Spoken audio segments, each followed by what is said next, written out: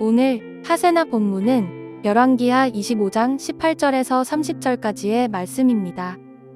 근위대장은 스라야 대제사장과 스바냐 부제사장과 성전 문지기 세 사람을 체포하였다.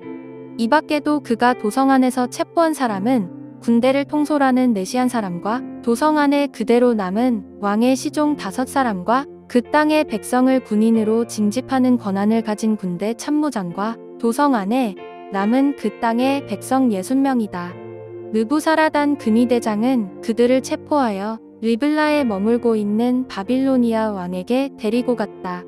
바빌로니아 왕은 하마 땅 리블라에서 그들을 처형하였다. 이렇게 유다 백성은 포로가 되어서 그들의 땅에서 쫓겨났다. 바빌로니아의 느부갓네살 왕은 자기가 유다 땅에 조금 남겨놓은 백성을 다스릴 총독으로 사반의 손자여 아히감의 아들인 그달리아를 임명하였다. 군대의 모든 지휘관과 부하들은 바빌로니아 왕이 그달리아를 총독으로 임명하였다는 소식을 들었다.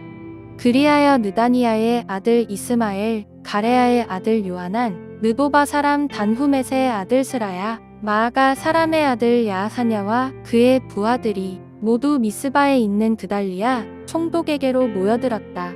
그때 그달리아는 그들과 그 부하들에게 맹세를 하면서 이렇게 당부하였다. 바빌로니아 관리들을 두려워하지 마시오. 이 땅에 살면서 바빌로니아 왕을 섬기시오. 그렇게 하는 것이 여러분에게 이로울 것이오. 그러나 7째 달이 되었을 때에 엘리사마의 손자이며 느다니아의 아들로서 왕족인 이스마엘이 부하 10사람을 데리고 와서 그달리아를 쳐 죽이고 또 그와 함께 미스바에 있는 유다 사람과 바빌로니아 사람들을 죽였다. 그런 다음에 바빌로니아 사람들을 두려워한 나머지 높은 사람 낮은 사람 할 것 없이 모든 백성과 군대 지휘관이 다 일어나 이집트로 내려갔다.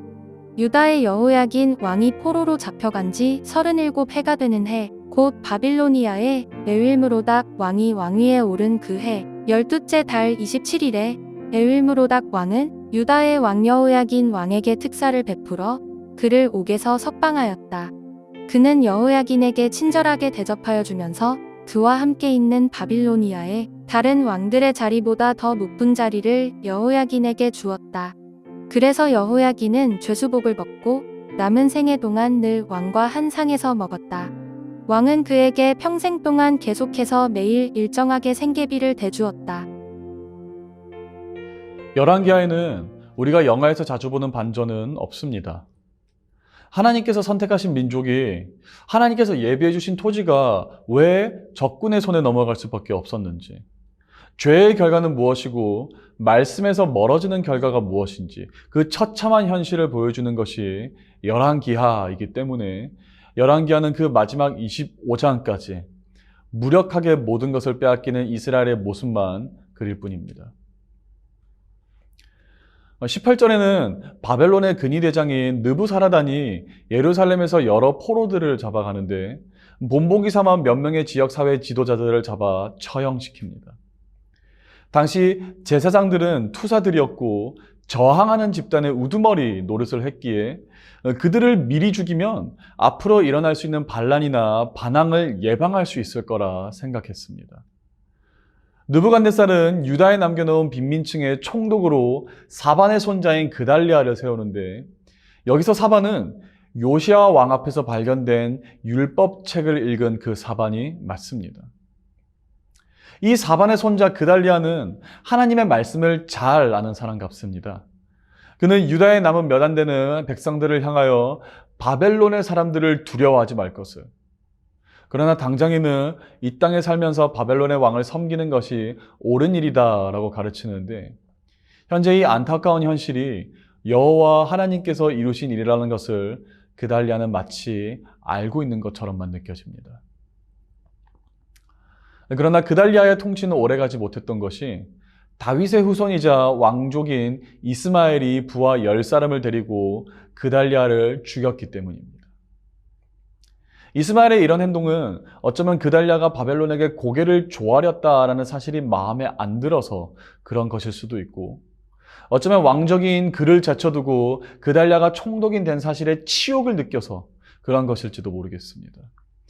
그러나 다만 분명한 것은 여전히 유다인은 하나님의 심판이 지나감에도 시기와 질투, 죄악이 사람 가운데 만연함을 묘사하고 있으며 이는 열왕기하를 읽어가는 독자들에게 상당한 절망으로 다가옵니다. 이스라엘의 모든 소망과 희망은 정말 단절된 것일까요?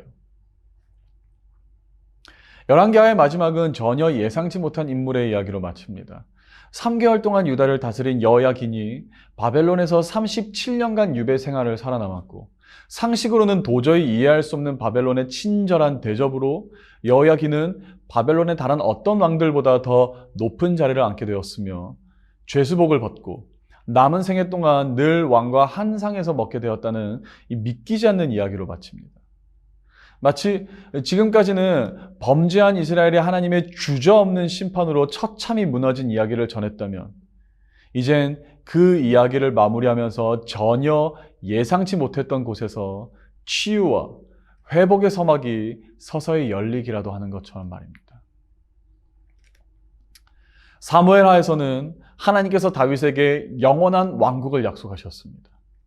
열왕기상 8장에서는 이스라엘이 범죄하여 적국으로 사로잡혀 갈지라도 주께 회개하여 그의 길을 돌이키면 여호와께서 그들을 불쌍히 여겨주실 것을 기도한 솔로몬의 기도를 하나님께서 들으셨습니다.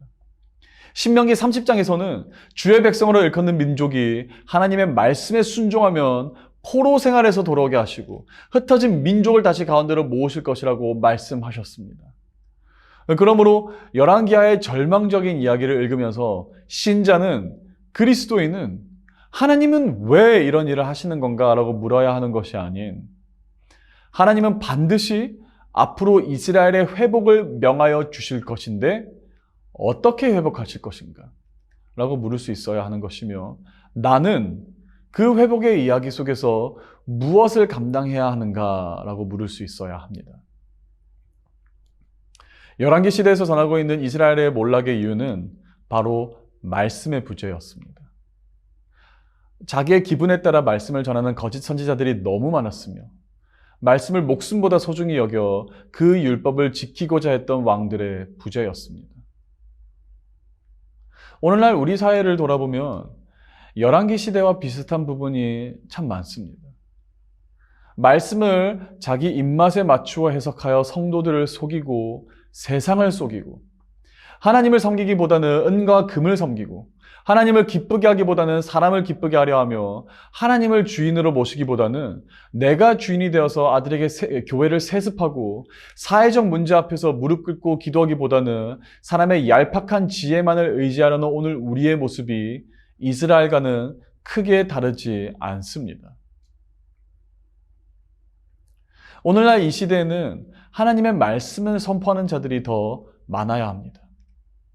나의 뜻에 맞지 않을지라도 하나님의 뜻을 외치는 자들이 필요로 하며 하나님의 말씀을 알아 성도를 향하여 교회를 향하여 세상과 열방을 향하여 진리를 부르짖는 자들이 더욱 필요로 합니다.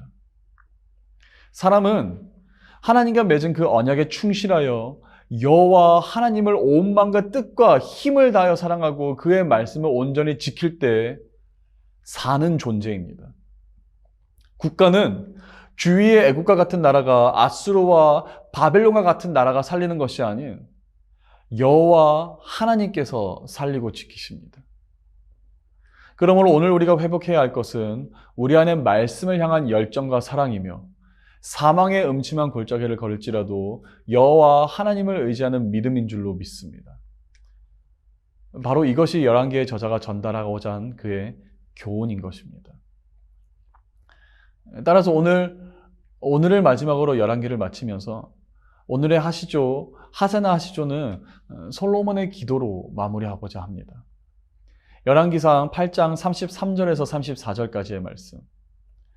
만일 주의 백성 이스라엘이 주께 범죄하여 적국 앞에 패하게 되므로 주께로 돌아와서 주의 이름을 인정하고 이 성전에서 주께 기도하며 간구하거든 주는 하늘에서 들으시고 주의 백성 이스라엘의 죄를 사하시고 그들의 조상들에게 주신 땅으로 돌아오게 하옵소서. 아멘. 오늘의 하시조는 가정 예배 드리기입니다. 가족 모두 한자리에 모여 하나님을 예배하는 기쁨을 누려봅시다. 오늘의 하시조 함께 하시죠.